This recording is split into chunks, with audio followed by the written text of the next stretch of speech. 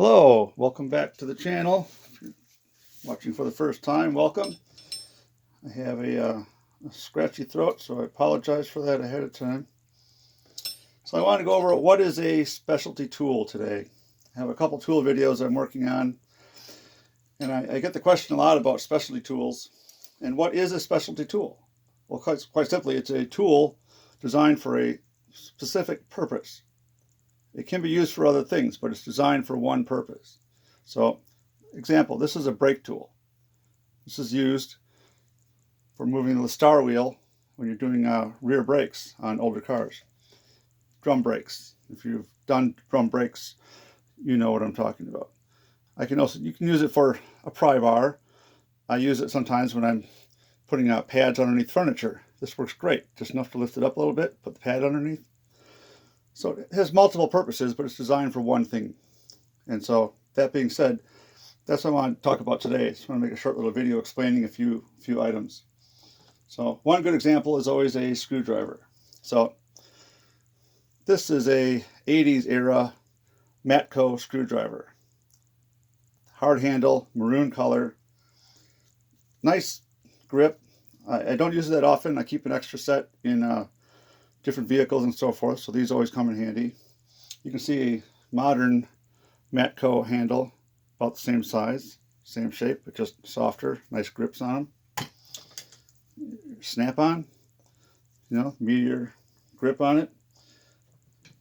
Regular screwdrivers, Kleins, have a rubber, but shorter in length, but wider to hold on to it with man-sized hands. Some of the older screwdrivers, very small handled, like this one. As you can see, it's not very big. This is just for pulling out the valve cores. Another special tool, though, which is what I want to talk about. So, if you're using a standard screwdriver, you need to get something that's deep inside a cavity. You can't get through it. For an example, you had to go through something like this. You're limited. You can't get to where you need to go. So you would get a longer screwdriver. Now, this one will go 12 inches deep into wherever it is you're reaching to finally reach that screw that you're trying to work on.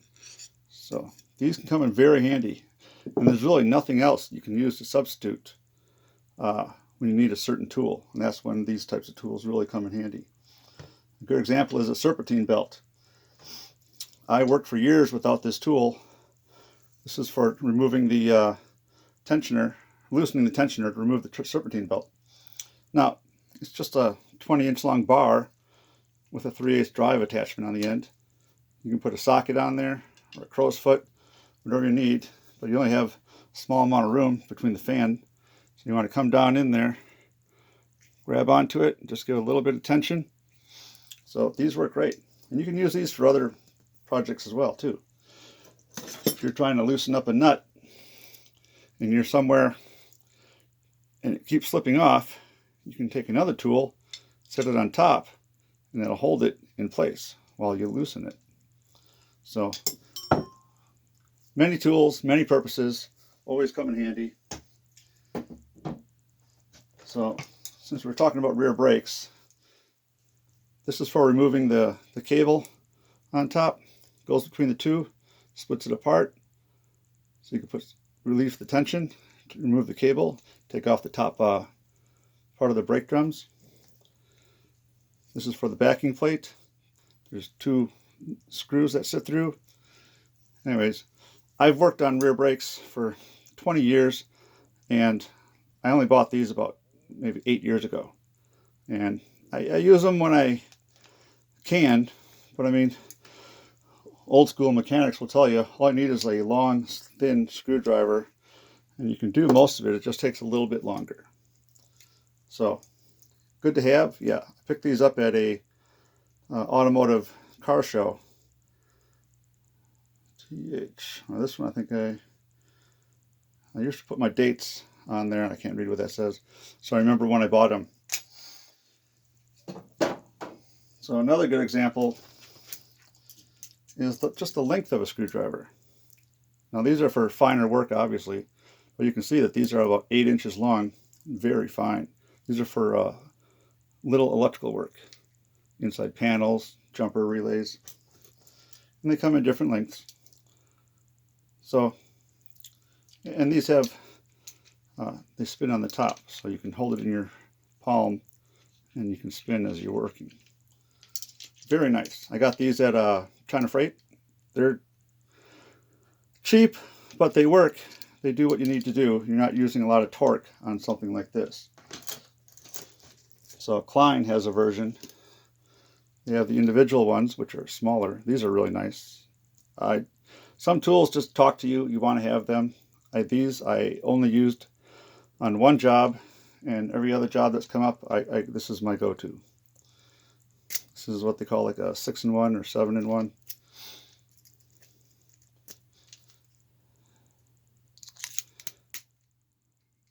And it spins. It works real nice.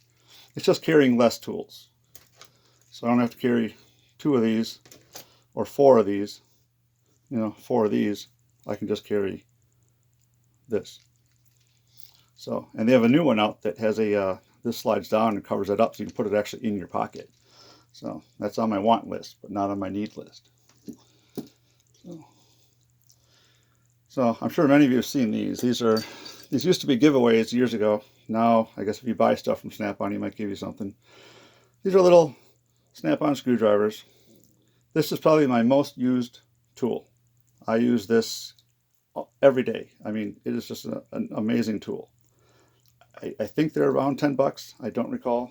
I've bought 5 or 6 of them over the years. My Snap-on guy gives them to me when I pay my bill. So these are really nice. Got a little magnet on the end. It's nice to hold on to stuff. They both do, as you can see. Very handy if you just want to pry open something to get inside there. Just want to take a little peek. Just want to start a nut or a screw. I mean, these are great. You can hold the nut in place and then come at it, and tighten it. So these really do come in handy. It's a great tool to have. I think you'll always see mechanics, electricians usually have one of these in their pocket, and that's the reason.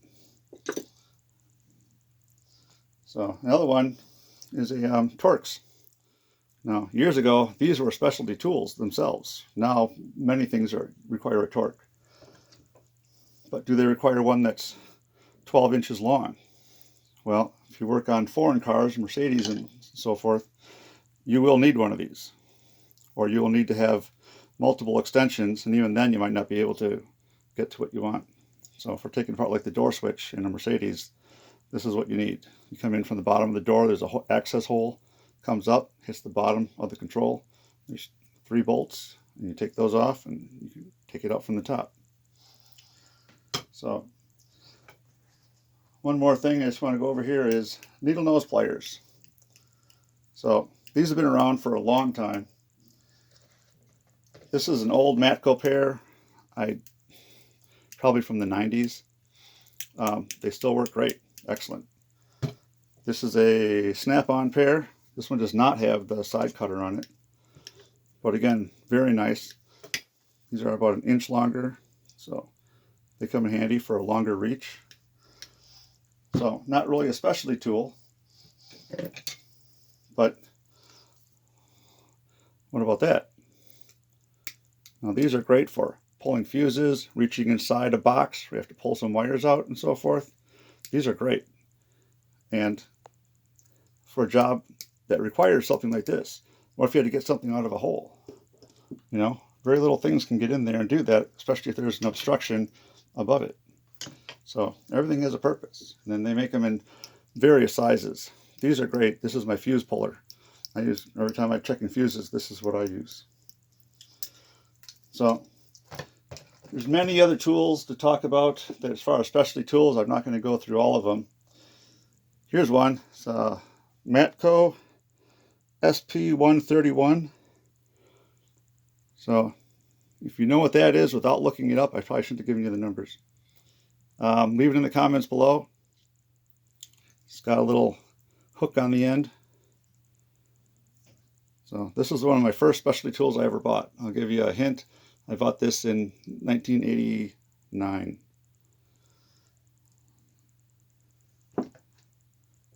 Okay. These used to be considered specialty tools. They've been around for a while now. I don't know if you'd call them a specialty tool anymore, but they're really nice. If you need to grab something, there's a clip on the end. You need to hit on that clip, press it, separate it.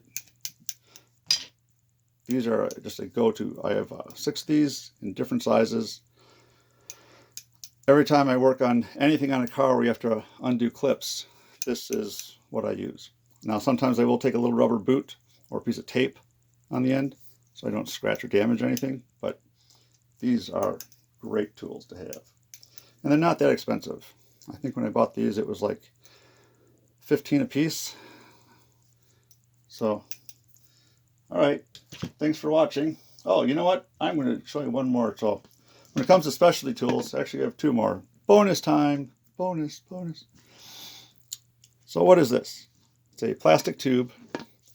It's got a hole on the end. It's got a ball inside. You can disregard the ball. That's just for demonstration purposes. So if you're working on a car, and let's say you're replacing the starter, well, you want to disconnect that starter wire so you don't short anything out. So you disconnect the battery, disconnect the cable. Well, look how stiff that is. Sometimes there's very little room. You can't just bend this out of the way. Plus, the wires might be older, you know, fragile.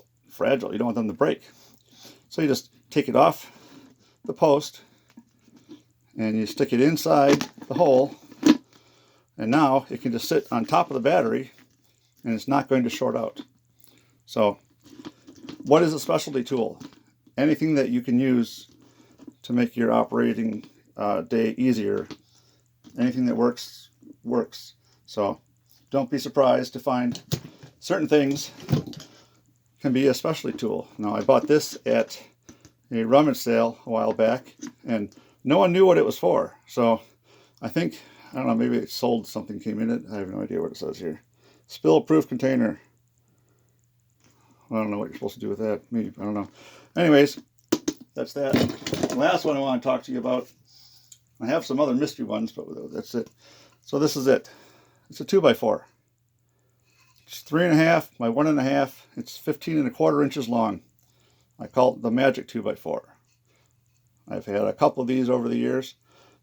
People tend to throw them out when they see them, so I had to write on it. I painted it orange so people would know that it was something being used.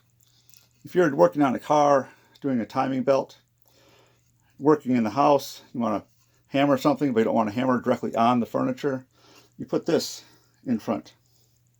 You hit this so you're not hitting and marring up the surface. If you're working on a car, you can put this underneath the transmission, put your jack right here, and it'll give a nice smooth surface to lift on, and it won't damage the undercarriage of your car. It's also nice for if you're doing a timing belt, for those of you who know what I'm talking about. Disconnect the motor mount, put this underneath the transmission, and you can jack this up and then lower it down onto the mount. It'll push the engine up just 1.5 inches, and that's just enough to get to the bolt, which is being blocked by the motor mount. So thank you, Bill, for this suggestion. This was great. I've had this for probably 8 years now, and I've had, like I said, I have a couple of them. This is my indoor one. So all right, I'm going to wrap things up with that. Thank you. Thanks for watching. Please like and subscribe, and I look forward to you watching together in our next video. Thank you.